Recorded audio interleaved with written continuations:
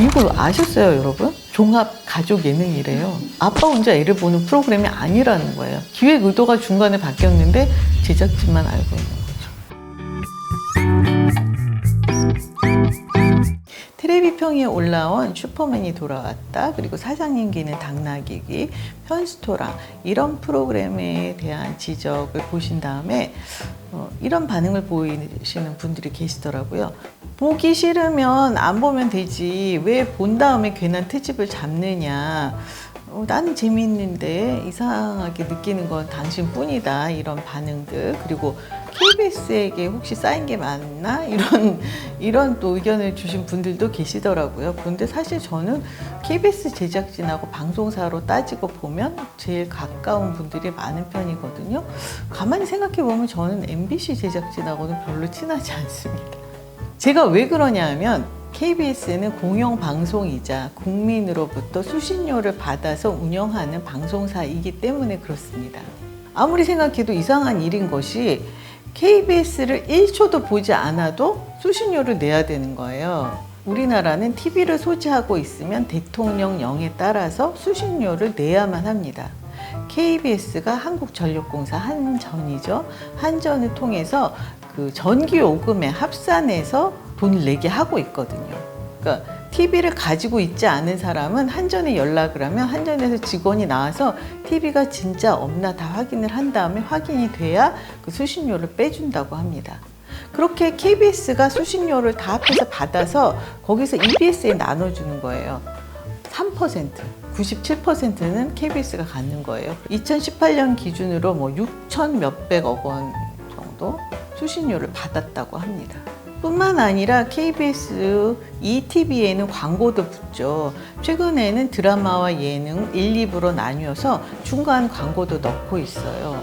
그런데 KBS는 적자가 나고 있다고 하면서 몇 년 전부터 꾸준히 수신료를 올려달라고 주장하고 있습니다. 정말 언감생심, 말도 안 되는 일이에요. KBS 내부에서는 우리 그 광고 ETV에 붙는 거 안 받을 테니까 수신료를 올려달라고 얘기해보자, 이런 얘기도 나오고 있대요. 그런데 KBS 쪽으로 가는 광고가 점점 줄어드는 추세거든요. 잘 안 들어오고 있어요. 안 들어오고 있는데 우리 안 받겠다고 생색을 내는, 이런 진짜 어이없는 상황이 벌어지고 있는 겁니다. 다시 말씀드리지만 KBS, EBS, MBC는 공영방송이에요. 공영방송은 끊임없이 시청자하고 소통을 해서 건전한 공론장을 만들어야 할 책임과 의무가 있습니다. 건강한 사회 문화를 구축해야 할 의무가 있는 거죠. 그게 기본 덕목인 거예요. 따라서 시청자는 이 공영방송들이 진짜 건강한 사회 문화를 만들고 있는지 끊임없이 주시해야 합니다. 매의 눈으로 지켜봐야 하죠. 특히 KBS는 중장년층 이상의 어르신들이 주로 이렇게 고정을 해놓고 보시잖아요.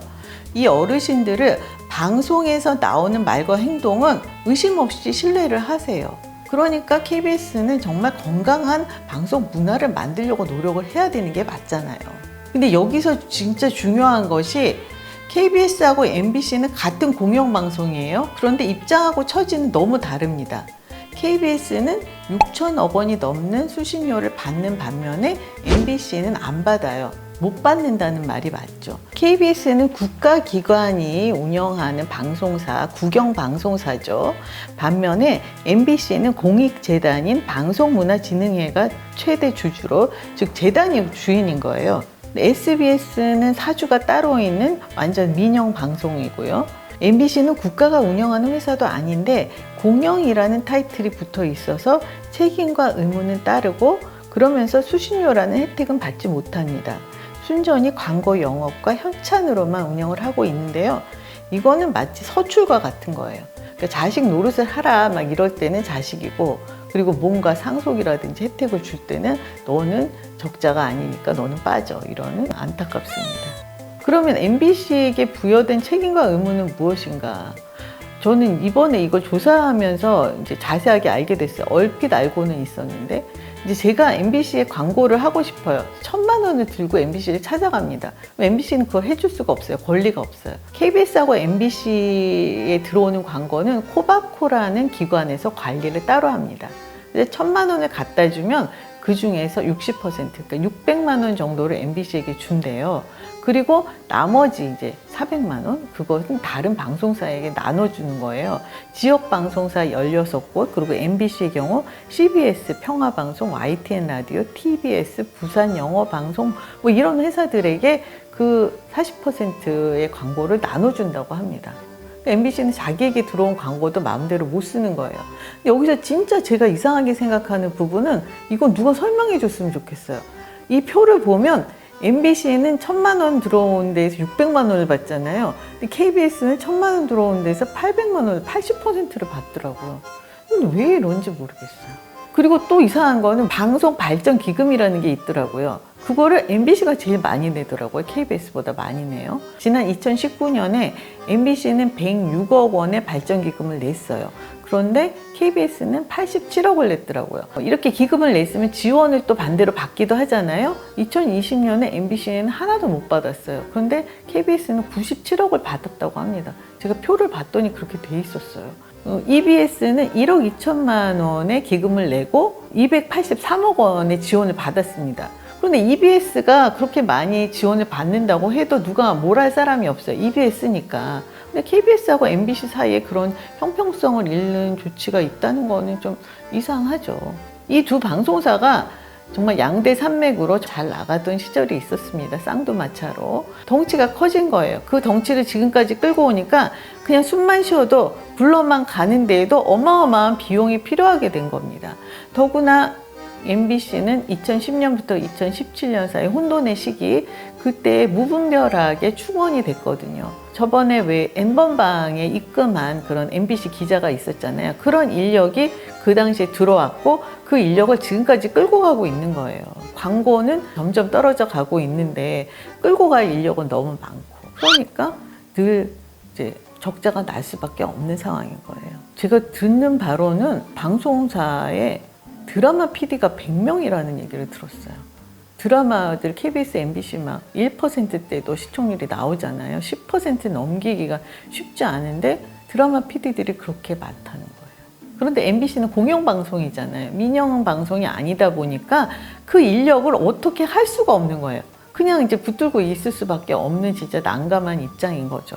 제가 생각해도 갑갑한 노릇인데 이런 이유로 MBC 신임 박성재 사장이 한국방송학회 주간의 그 토론회에서 지금 MBC가 처한 이런 입장에 대한 이제 발표를 했어요. 방송발전기금 징수율 및 사용처 지원 대상의 근거 기준과 절차 등의 합리화, 투명화를 바란다. 이런 발언을 하고 왜 수신료는 KBS만 받느냐 이제 이런 요지에 좀 항의를 한 거예요. 제가 그 당시에 기사를 봤는데 박성재 MBC 사장 우리도 수신료 달라 이런 제목들의 기사가 난 거예요. 제가 그 기사를 보고 아니 정신이 나갔나? 요즘 같은 세상에 무슨 수신료를 달래? KBS 주는 것도 지금 아까울 판인데 나더러 MBC 거를 따로 내라고? 그러면서 보게 되잖아요. 그래서 봤더니 뭐 기사 자체가 애매하더라고요. 그래서 제가 이걸 막 다 파서 조사해보는 과정에서 이걸 다 알게 된 거예요. 수신료를 달라는 얘기가 아니라 왜 우리는 수신료는 안 주면서 이런 기금은 많이 내고 이제 억울하다 이런 얘기를 한 거죠. 그런데 수신료를 올려달라는 KBS나 왜 우리는 수신료 안 주냐 하고 징징거리는 MBC나 뭐가 예뻐야 해주던 말던 공론이 생기잖아요. 지금 상황이 그렇지가 않잖아요. 가뜩이나 어려워 죽겠는데 뭘 그렇게 잘한다고 그렇게 도와줄 마음이 나겠어요. 우리나라 국민은 진짜 노력을 하고 안쓰럽고 처지가 안타까워 보이면 십시일반 돈을 걷어서 도와주려고 하는 게 우리 국민인데 지금 도와줄 기분이 나냐고요. 이 공영방송이 왜 존재해야 하느냐?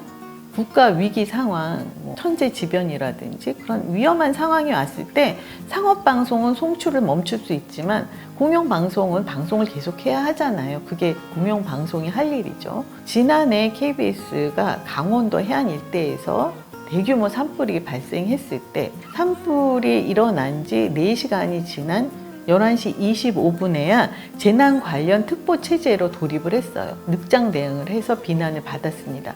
그것도 오늘 밤 김제동을 방송하고 있다가 너무 비난이 빗발치니까 그제서야 특보 체제로 바꾼 거예요. 공영 방송인데 이런 늑장 대응을 한 거죠. 그런데 MBC는 이제 올해 5월에 고성에서 산불이 났잖아요. 그때 나 혼자 산다를 결방을 했어요. 그건 나 혼자 산다 팬들로부터도 칭찬을 받았습니다. 나 혼자 산다는 MBC의 간판 프로그램이고 돈을 벌어다 주는 몇 안 되는 프로그램이에요. 얘기를 들어보면 그 나 혼자 산다가 왜 MBC 자사 채널 여러 곳에서 재방이 되고 있어서 한 7억 원 정도 손실이 난대요. 한 번이 결방이 나면. 그러니까 이게 쉽지 않은 결정인 거죠. 계속 지금 적자가 나고 있는 회사인데. 그런데 이제 공영 방송이니까 그런 결정을 해야 되는 거죠. 그게 옳은 길인 거고. 제가 나 혼자 산다 얘기가 나와서 하는 말인데, 나 혼자 산다에 대한 문제가 계속 제기되고 있잖아요. 제가 생각할 때는 MBC 운영진들이 그걸 모를 리 없어요. 짬밥이 얼마인데 모르겠어요. 그냥 애써 모른 척 하는 거죠.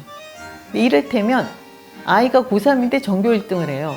지금 시험 기간이야. 근데 아이가 엄마가 뭘 물어봐도 대꾸도 안 하고 문 쾅 닫고 들어가서 막 집에 방에서 뭘 집어 던지는지 와장창 소리가 나요.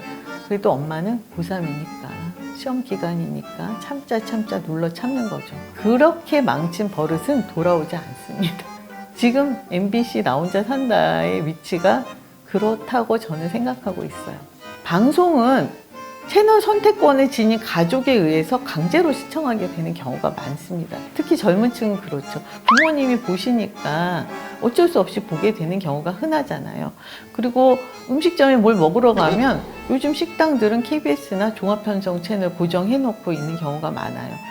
그리고 프로그램은 이런저런 국가 단체로부터 기관으로부터 보조를 지원을 받아서 제작이 되는 예도 있거든요. 그럼 그건 결국 세금이잖아요. 그러니까 세금 또 수신료를 받아서 운영을 하는 이런 프로그램들이 너 보기 싫으면 보지 마 이런 말을 하면 안 되는 거죠. 그건 무슨 배짱이에요. 보기 싫으면 보지 마세요. 이거는 테레 비평이 할 수 있는 말이에요. 개인 채널에서 할 수 있는 말이지 수신료를 받는 KBS가 할 수 있는 말이 아니라는 거예요. 제가 계속 왜 지적을 하게 되느냐 하면 사실 교양 시사 보도 프로그램보다 예능 프로그램이나 드라마가 대중에게 끼치는 영향이 얼마나 지대한지 제가 너무나 잘 알고 있기 때문이에요. 건강한 사회 문화를 만들어야 할 수신료를 받는 KBS가 건강치 못한 방송을 만들면 지적을 하지 않을 수 없죠. 지적이 막 빗발치면 의견 수렴을 하는 것이 맞잖아요. 그런데 엘리트 의식이 여전히 충만해 있는 제작진은 대수롭지 않게 넘깁니다. 사장님 귀는 당나귀 귀의 경우 KBS 옴부즈맨 프로그램에 나가서 의견을 얘기한 적도 있지만 개선이 되기는커녕 점점 더 심해지고 있어요. 그리고 슈퍼맨이 돌아왔다와 사장님 귀는 당나귀 귀에 관한 의견은 KBS 시청자위원회에서도 나온 의견입니다. 각 방송사마다 시청자위원회라는 조직이 있어요. 10명에서 15명 정도의 위원이 한 달에 한 번 의견을 내면 회의를 통해서 의견에 대한 답을 듣게 되거든요. 예를 들어서 슈퍼맨이 돌아왔다에 관한 의견은 KBS 2020년 1월 시청자위원회 운영실적 보고서에 나와 있습니다. 이서정 시청자위원이 낸 의견인데요. 그 의견을 좀 보시겠습니다. 출연자들 중 한 아빠는 첫 인사 때 두 아이를 혼자 키우는 것에 도전해 보고 싶어서 출연을 결정했다고 하였다. 그러나 회차가 진행될수록 엄마가 방송을 통해서 가족과 시간을 보내려는 장면이 계속 연출되고 있고 결과적으로 단 한 주도 엄마가 출연하지 않는 회가 없었다. 이건 이제 장윤정 씨 얘기겠죠. 그 다음은 이제 문희준 씨의 얘기가 나옵니다. 다른 가족의 경우 걸그룹 출신 엄마와 엄마가 속했던 걸그룹이 단체로 나와 과거 히트곡을 반주 삼아서 춤을 추고 과거 회포를 푼다. 아빠와 아이가 보고 싶었던 시청자는 걸그룹의 춤과 토크를 육아 프로그램에서 시청 당해야 했다. 아이는 화면에서 사라지고 아빠는 말없이 지켜보기만 한다. 엄마 없는 48시간이라는 규칙을 지켜주길 바란다. 엄마 없는 48시간은 엄마에게는 48시간의 휴식이다. 엄마에게 휴식을 주자, 휴가를 보내주자가 슈퍼맨이 돌아왔다의 기본 기획 의도잖아요. 슈퍼맨이 돌아왔다 제작진의 답변을 보자고요. 2013년에 슈퍼맨이 돌아왔다가 처음 시작했을 때 모든 가족의 엄마들이 출연했습니다. 가족에서 엄마라는 큰 축을 빼놓고는 그 가족을 설명할 수 없을 뿐더러 이렇게 운운해놨어요. 가족에서 엄마를 빼놓자고 한 게 아니라 엄마가 왜 나 없이 애 잘 볼 수 있어? 그러면서 이제 잘 지내? 하면서 문을 나서고 엄마가 휴가를 마치고 돌아와서 어떻게 지냈어? 하는 그런 과정이었잖아요. 계속 같이 놀고 육아를 같이 했던 게 아니고 특별한 기회에 엄마가 이제 시간을 보내는 것도 나오긴 했지만 가끔이었죠. 우리 시청자는 그렇게 알고 있잖아요. 그런데 이제 제작진이 또 어떻게 말을 하고 있냐면 슈퍼맨이 돌아왔다는 종합 가족 예능을 표방하고 있으며 원래 취지와 기획에 맞는 방향으로 나아가려고 노력하고 있다는 거예요. 시청자는 48시간 동안 아빠가 애를 보는 프로그램으로 알고 있는데 이 사람들은 우리는 원래 종합 가족 예능이었어. 너희 몰랐어? 시청자 위원 당신 모른 거예요? 우리는 원래 엄마가 나오는 프로그램이에요. 이렇게 얘기하고 있는 거예요. 이거 아셨어요, 여러분? 종합 가족 예능이래요. 아빠 혼자 애를 보는 프로그램이 아니라는 거예요. 기획 의도가 중간에 바뀌었는데 제작진만 알고 있는 거죠.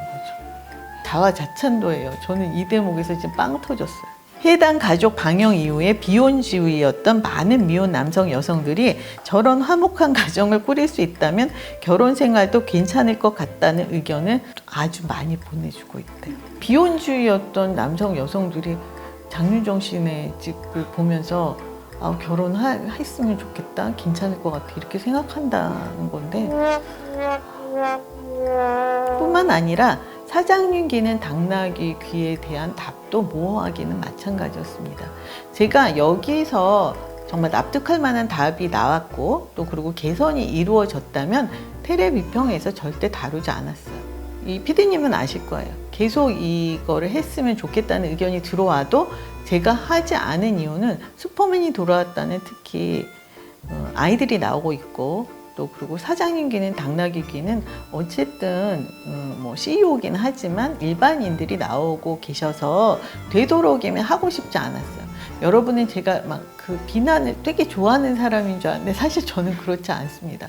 기다리고 기다리다가 정말 참고 또 참다가 정말 계속 이러니까 지적을 하는 거예요. 시청자위원회 그 위원이 낸 의견과 또 제작진의 답은 각 방송사 홈페이지에 보면 소상히 나와 있습니다. 각 방송사마다 정말 의견의 답이 나올 거 아니에요. 진짜 해괴한 답이 참 많으니까 한번 찾아보시면 좋을 것 같아요.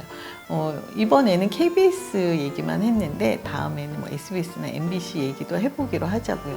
근데 여러분 진짜 수신료를 우리가 내고 있잖아요. 제작진은 꼴랑 2,500원 내면서 뭘 저렇게 빡빡하게 그럴지 모르겠어요. 그런데 어쨌든 우리는 소비자인데 권리를 찾아야죠. 계속 주시하고 감시해야 합니다. 건강한 사회 문화를 잘 만들고 있는지 잘 감시해야 합니다.